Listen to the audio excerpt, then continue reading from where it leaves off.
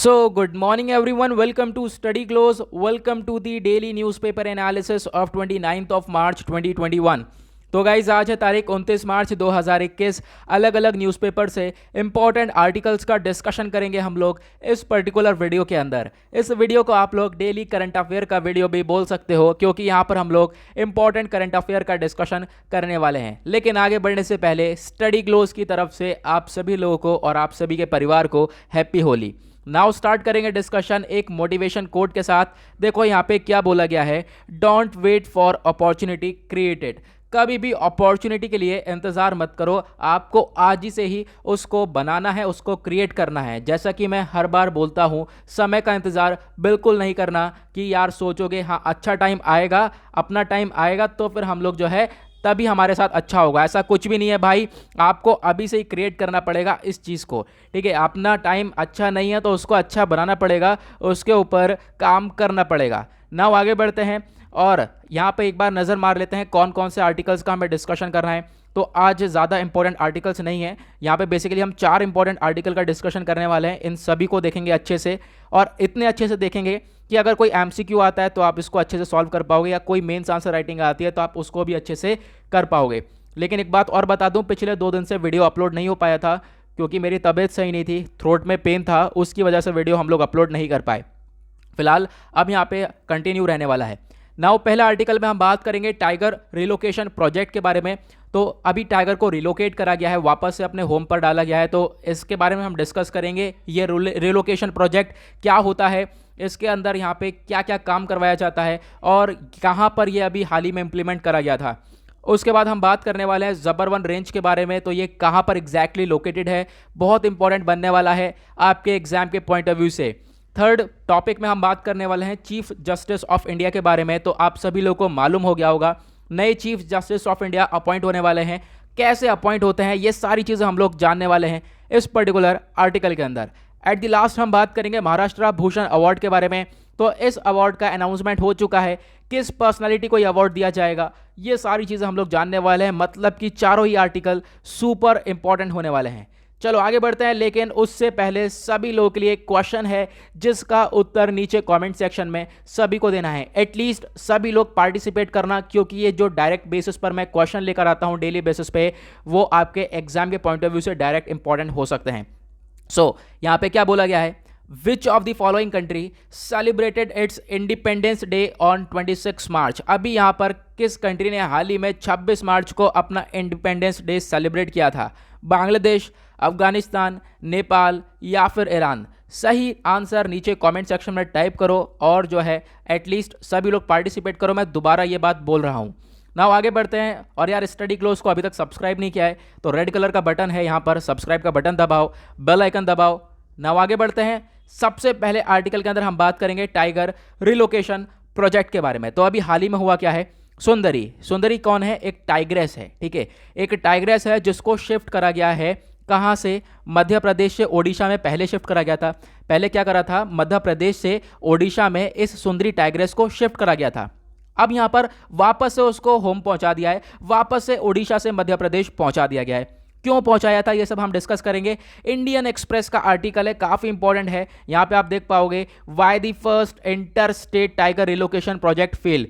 यानी ये inter state tiger relocation project, ये पहला टाइगर रिलोकेशन प्रोजेक्ट था। क्यों फेल हुआ मैं आपको रीज़न बताऊंगा आगे। सबसे पहले इसके बारे में देखेंगे तो देखो, ये 5 साल की ओल्ड टाइग्रेस थी जिसने 28 महीने अपने बिताए कहाँ पर? ओडिशा के अंदर। जिसको ओडिशा के अंदर कहाँ से लाया गया था? मध्य प्रदेश से। मध्य प्रदेश से लेकर आए थे हम ओडिशा के अंदर। ठीक है, ओडिशा के अंदर कौन से रिजर्व में? सतकोसिया टाइगर रिजर्व के अंदर। अब यहाँ पे अगर हम बात करें तो इस टाइग्रेस के साथ साथ 2 मेल टाइगर को लाया गया था, जिसका नाम है महावीर। यहाँ पे बोला गया है बिग कैट, 2 बिग टाइगर्स को लाया गया था और मेल टाइगर। ठीक है, 2 मेल टाइगर थे और एक फीमेल टाइग्रेस, इन दोनों को लाया गया था ताकि वहां की पॉपुलेशन को बढ़ाया जा सके। ओके, आई होप अब आपको क्लियर हो गया होगा। ओडिशा के अंदर यहाँ पे लाया गया ताकि ओडिशा के अंदर जो ये टाइगर रिजर्व है यहाँ पर पॉपुलेशन बढ़ा सकें।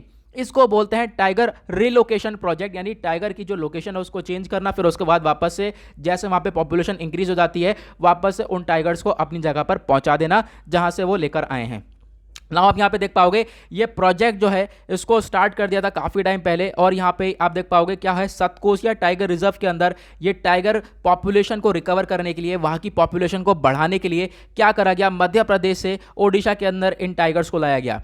नाउ यहाँ पे सतकोसिया टाइगर रिजर्व कहाँ पर है आप देख पाओगे, ये है ओडिशा। ओडिशा में जहाँ पर अब मैं डॉट लगा रहा हूँ यहाँ पर है बेसिकली ये सतकोसिया टाइगर रिजर्व। नाउ आगे बढ़ते हैं।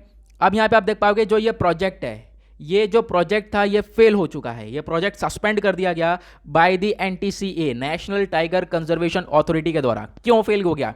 देखो हुआ क्या था, उस एरिया में जो टाइगर रिजर्व है वहाँ के आसपास कम्युनिटी रहती है, वहाँ पे आसपास लोग रहते हैं। वहाँ के आसपास के लोगों ने बहुत कहा कि भाई अब टाइगर्स को मत लाओ। अब टाइगर्स को लाया गया तो लोग सोचे कि उनकी जान को खतरा है। ठीक है, ऑब्वियस सी बात है, जान को खतरा है, तो इस तरीके से सोचा उन लोगों ने। और फिर कुछ टाइम बाद क्या हुआ, जो 2 मेल टाइगर थे उसमें से एक मेल टाइगर को मार दिया गया, वहां पर उसकी डेड बॉडी मिल गई। ठीक है, अब यहाँ पे ये नहीं पता कैसे हुआ, फिलहाल यहाँ पे रीजन ये दे रहा है पोचिंग के दौरान यहाँ पर ये मारा गया है। और एक फीमेल टाइगर थी यहाँ पर। अब फीमेल टाइगर जो सुंदरी है उसने अटैक कर दिया था एक वीमेन के ऊपर वहीं की। तो इस तरह की चीज़ें कंडक्ट हुई जिसकी वजह से इस प्रोजेक्ट को फेल कर दिया गया। आई होप आप लोगों को ये क्लियर हो गया होगा। नाउ आगे बढ़ते हैं, आते हैं आर्टिकल नंबर 2 की तरफ। काफ़ी इंपॉर्टेंट है, बात करता है ज़बर-1 रेंज के बारे में। तो जो ज़बर-1 रेंज है, प्राइम मिनिस्टर नरेंद्र मोदी जी ने यहाँ पर लोगों से बोला है कि देखो ट्यूलिप गार्डन जम्मू के अंदर ओपन हो चुका है, जा रहे हो जम्मू कश्मीर तो ज़रूर ज़बर-1 रेंज घूम कर आना। अब आपको ध्यान रखना है, ये जो ट्यूलिप गार्डन है आपसे पूछा जा सकता है कहाँ पे लोकेटेड है, वो है ज़बर-1 रेंज के फुट हिल्स के। फुट हिल्स ऑफ ज़बर-1 रेंज पर ये लोकेटेड है। आपको ये लोकेशन ध्यान रखनी है, आपसे डायरेक्टली क्वेश्चन बन सकता है। द हिंदू का आर्टिकल आप देख पाओगे, visit tulip garden in Jammu and Kashmir, हमारे प्राइम मिनिस्टर के द्वारा ये स्टेटमेंट दिया गया। जो ट्यूलिप गार्डन है ये पब्लिकली ओपन हो चुका है 25 मार्च को, और लगभग इस गार्डन के अंदर 15 लाख फ्लावर्स हैं, 64 अलग अलग वैरायटीज़ देखने को मिलेंगी। और ज़बर-1 रेंज एक शॉर्ट सब माउंटेन रेंज है, ये आपको ध्यान रखना है कहाँ पर है, union territory of Jammu and Kashmir में, ये आपको ध्यान रखना है क्योंकि बहुत इंपॉर्टेंट बन जाता है। आते हैं आर्टिकल नंबर 3 की तरफ, ये भी काफ़ी इंपॉर्टेंट है, बात करता है डबल म्यूटेशन के बारे में। अभी आपने हाल ही में बहुत सारे आर्टिकल्स देखे होंगे डबल म्यूटेशन को लेकर। तो बात करी गई है जो कोरोना वायरस है उसके अंदर जो भारत के अंदर है वो डबल म्यूटेट हुआ है। म्यूटेशन मतलब होता है अ बिग चेंज, उसके अंदर बदलाव होना। तो ये जो कोरोना वायरस भारत के अंदर है, यहाँ पर 2 बड़े बदलाव हो गए इसी वायरस के अंदर। वो बदलाव क्या हुए हैं मैं भी आप लोगों को बताऊंगा, लेकिन अभी उसके ऊपर रिसर्चेस जारी हैं, पढ़ाई चल रही है, स्टडीज़ चल रही है कि यहाँ पर ये ज़्यादा खतरनाक तो नहीं होगा हमारे लिए, या फिर वैक्सीन की एफिकेसी कम तो नहीं होगी इस डबल म्यूटेंट वायरस से। नाउ अब देख पाओगे जो कोरोना वायरस है, इंडिया ने रिपोर्ट किया है एक यूनिक डबल म्यूटेंट हुआ है, यानी डबल चेंज हुआ है इसी एक वायरस के अंदर। अब यहाँ पे आप देख पाओगे डबल चेंज कौन कौन से हुए हैं। पहला चेंज है E484Q, दूसरा है L452R। ये टुगेदर ये 2 टाइप के चेंजेस देखने को मिले हैं। म्यूटेशन क्या होता है, एक चेंज होता है, मैंने आपको बताया चेन किसके अंदर होना, जीन के अंदर होना। ठीक है, जीन बेसिकली क्या होते हैं, DNA, RNA, deoxyribonucleic acid, ribonucleic acid, उसके अंदर बदलाव होना, तो उसको हम लोग बोलते हैं म्यूटेशन। अब देखो ये जो वायरस है, वायरस के अंदर म्यूटेशन होना कोई सरप्राइजिंग बात नहीं है, वायरस के अंदर म्यूटेशंस होते रहते हैं, लेकिन देखने वाली बात यह है वो म्यूटेशन ज़्यादा इन्फेक्शियस तो नहीं है, ज़्यादा खतरनाक तो नहीं है, ये चीज़ डिपेंड करती है। नाउ आगे बढ़ते हैं। अभी हाल ही में आपने और भी बहुत सारी कंट्रीज़ के अंदर ऐसे म्यूटेशन देखे थे। कहाँ पर, यूके के अंदर एक म्यूटेशन आया था जब ये नया वेरिएंट आ चुका था। कौन सा वेरिएंट था, B.1.1.7 करके। साउथ अफ्रीका के अंदर एक नया वेरिएंट आ चुका था, एक वहाँ पर भी म्यूटेशन हुआ था B.1.351 करके। ब्राज़ील के अंदर P.1 करके। ठीक है, इस तरीके के यहाँ पर वेरिएंट्स देखने को मिले हैं। और इसी तरीके से भारत के अंदर भी, लेकिन भारत के अंदर चिंता वाली बात क्या है, एक ही वायरस में डबल चेंज, एक ही वायरस मतलब इसके अंदर डबल चेंज देखने को मिला है। यहाँ पे आप देख पाओगे ये सिंगल चेंज है, सिंगल म्यूटेशन है, लेकिन यहाँ पर इंडिया के अंदर डबल म्यूटेशन देखने को मिला है। अब देखने वाली बात यह है ये कितना ज़्यादा खतरनाक होता है, ये सारी चीज़ें अभी यहाँ पर स्टडीज़ चल रही हैं और हम लोग को आने वाले टाइम पे इसके बारे में भी मालूम चलने वाला है। सो आगे बढ़ते हैं। नाउ यहाँ पे आता है नेक्स्ट आर्टिकल, बात करता है चीफ जस्टिस ऑफ इंडिया के बारे में। देखो क्या है, चीफ जस्टिस ऑफ इंडिया आज के टाइम पर जो करेंटली हमारे हैं वो हैं शरद ए बोबडे साहब। अब इन्होंने रेकमेंड किया है कि जो नए चीफ जस्टिस ऑफ इंडिया बनने चाहिए वो बनने चाहिए जस्टिस एनवी रमन। यहाँ पे आप देख पाओगे इनका पिक्चर है। ये एक सीनियर मोस्ट जज हैं सुप्रीम कोर्ट के आज के टाइम के, यानी आज के टाइम पर सुप्रीम कोर्ट में एक सीनियर जज हैं और ये एक नेक्स्ट टॉप जज यानी चीफ जस्टिस ऑफ इंडिया भी बनने वाले हैं। आगे बढ़ते हैं, द हिंदू का आर्टिकल आप देख पाओगे, justice NV Raman set to take over as 48th chief justice of India. कौन से चीफ जस्टिस होंगे ये? 48th chief justice of India होंगे। कब ये अपॉइंट करे जाएंगे? अप्रैल 24 में ये अपॉइंट कर लिए जाएंगे एज अ CJI। नाम याद रखना इनका। अब जो सेंटर है इन्होंने रिसेंटली आप देख पाओगे यहाँ पे क्या हुआ है, किस तरीके से प्रोसेस होता है ये मैं भी आप लोगों को बताऊंगा, कैसे चीफ जस्टिस ऑफ इंडिया को अपॉइंट करा जाता है, ये सारी चीज़ें काफ़ी इंपॉर्टेंट हो जाती है। नाउ यहाँ पे एक चीज़ और है, वो ये है कि जो जस्टिस रमन है यानी जो आने वाले टाइम के नए चीफ जस्टिस ऑफ इंडिया हैं, ये हमारे चीफ जस्टिस ऑफ इंडिया तो रहने वाले हैं, लेकिन कब तक? 26 अगस्त 2022 तक रहने वाले हैं। चलो आगे इसके बारे में हम बात करने वाले हैं। एक सेकेंड, हाँ, अब यहाँ पे देख पाओगे अपॉइंटमेंट ऑफ CJI। अब आर्टिकल 124 यानी भारत का संविधान में जो आर्टिकल 124 है ये एक मैनर प्रोवाइड करवाता है, लेकिन देखना, ये ध्यान से सुनना, ये एक सिर्फ मैनर, एक तरीका बताता है, लेकिन कोई स्पेसिफिक प्रोविजन नहीं है हमारे पास, ठीक है, कॉन्स्टिट्यूशन के अंदर, लेकिन एक तरीका बताया हुआ है किस तरीके से सुप्रीम कोर्ट के जजेस को अपॉइंट करा जा सकता है, लेकिन कोई स्पेसिफिक प्रोविजन ये नहीं है कि चीफ जस्टिस ऑफ इंडिया को कैसे अपॉइंट करा जाता है। ओके, नाउ जो चीफ जस्टिस ऑफ इंडिया हैं ये कैसे अपॉइंट होते हैं? सबसे पहले तो देखने को मिलता है कि एक सीनियर मोस्ट जज होने चाहिए, यानी सुप्रीम कोर्ट में से ही जज होगा, लेकिन अगर कोई वो सीनियर जज होगा on the basis of its experience, ठीक है, अपने एक्सपीरियंस की वजह से यहाँ पर सीनियर जज होगा, तो उसको यहाँ पर एज अ CJI चूज करा जा सकता है।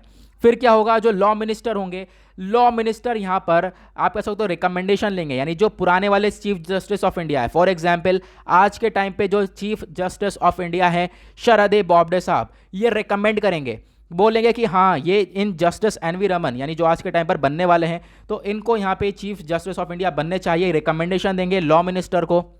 फिर क्या होगा? चलो लॉ मिनिस्टर तक बात पहुंच गई। अब लॉ मिनिस्टर क्या करेंगे? ऊपर तक बात पहुंचाएंगे, लॉ मिनिस्टर पहुंच जाएंगे प्राइम मिनिस्टर के पास ये रिकमेंड करने, और जो प्राइम मिनिस्टर हैं वो अपनी एडवाइस देंगे प्रेसिडेंट को, देन उसके बाद जो है यहाँ पर अपॉइंटमेंट होता है। और याद रखना जो सीनियरिटी है जजेस की वो यहाँ पर कैसे होगी? वो होगी इनके एक्सपीरियंस पे बेसिस पर, यानी कब यहाँ पर ये एज अ जज अपॉइंट हुए थे सुप्रीम कोर्ट के, ना कि उनके एज के हिसाब से। ओके, नाउ आगे बढ़ते हैं। अब यहाँ पे इनके टेन्योर के बारे में ध्यान रख लेते हैं, काफ़ी इंपॉर्टेंट बन जाता है। अगर एक बार chief justice of India appoint हो जाते हैं तो वो अपने 65 साल तक एज अ CJI सर्व करते हैं। और article 124(4) of the constitution of India यहाँ पे प्रोवाइड करता है कि जो सुप्रीम कोर्ट के जज हैं including chief justice of India, वो यहाँ पर रिमूव करे जा सकते हैं, लेकिन किसके थ्रू? इम्पीचमेंट, यानी प्रोसेस ऑफ एक इम्पीचमेंट होता है, उसके थ्रू यहाँ पर इनको रिमूव भी करा जा सकता है। नाउ आते हैं नेक्स्ट और आज के लास्ट आर्टिकल की तरफ। तो बात करी गई है महाराष्ट्र भूषण अवार्ड के बारे में। तो आप सभी लोगों को मालूम होगा हमारी एक लेजेंडरी सिंगर हैं जिनका नाम है आशा भोसले जी, इनको प्रेजेंट किया जा रहा है ये महाराष्ट्र भूषण अवार्ड साल 2020 के लिए, और ये महाराष्ट्र का एक हाईएस्ट ऑनर अवार्ड है। यहाँ पे आप देख पाओगे ऑल इंडिया रेडियो का आर्टिकल है, काफ़ी इंपॉर्टेंट आर्टिकल आपके लिए बन जाता है एग्जाम के पॉइंट ऑफ व्यू से। नाउ आगे बढ़ते हैं, यहाँ पे डिस्कस करेंगे इस चीज़ के लिए एक कमेटी को हेड करा गया, एक कमेटी बनाई गई जिसको हेड किया वहाँ के चीफ मिनिस्टर उद्धव ठाकरे जी ने, ठीक है, जो कि महाराष्ट्र के CM हैं। अब यहाँ पर ये जो अवार्ड है, इस अवार्ड को लाया गया था 1996 में स्टेट गवर्नमेंट के द्वारा। क्यों लाया गया था? ताकि जो पर्सनालिटीज़ हैं जिन्होंने बहुत कुछ अपनी लाइफ के अंदर अचीव किया है, बहुत फेमस पर्सनालिटीज़ हैं, उनको हम निकाल सकें बाहर स्टेट से, यानी जो उस राज्य से बिलोंग करते हैं, बहुत फेमस पर्सनालिटीज़, उन्होंने बहुत कुछ कार्य किया है, बहुत दुनिया भर जानती है उन लोगों को, तो फिर उनको ये अवार्ड दिया जाता है। लगभग यहाँ पे कैश प्राइज़ है 10 लाख रुपए का कैश प्राइज़ दिया जाता है, साथ ही साथ एक कोटेशन भी दिया जाता है। नाउ आशा भोसले जी का जन्म हुआ था 8 सितंबर 1933 के अंदर, और यहाँ पे आप देख पाओगे महाराष्ट्र के सांगली डिस्ट्रिक्ट में इनका जन्म हुआ था।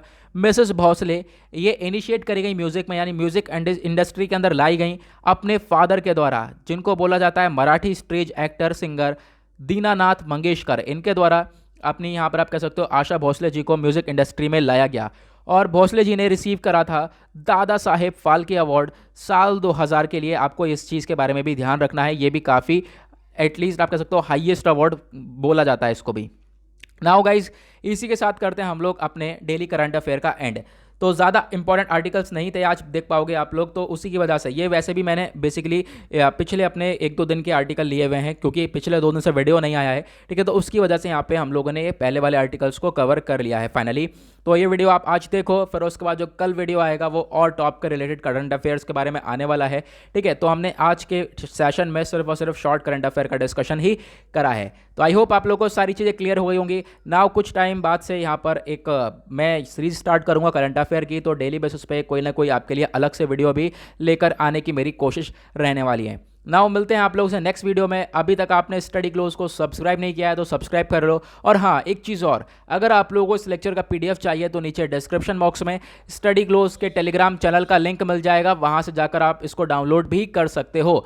और हैप्पी होली सभी लोगों को एक बार दोबारा से। नाउ चलिए मिलते हैं आप लोगों से नेक्स्ट वीडियो में। आज के लिए bye bye, have a nice day.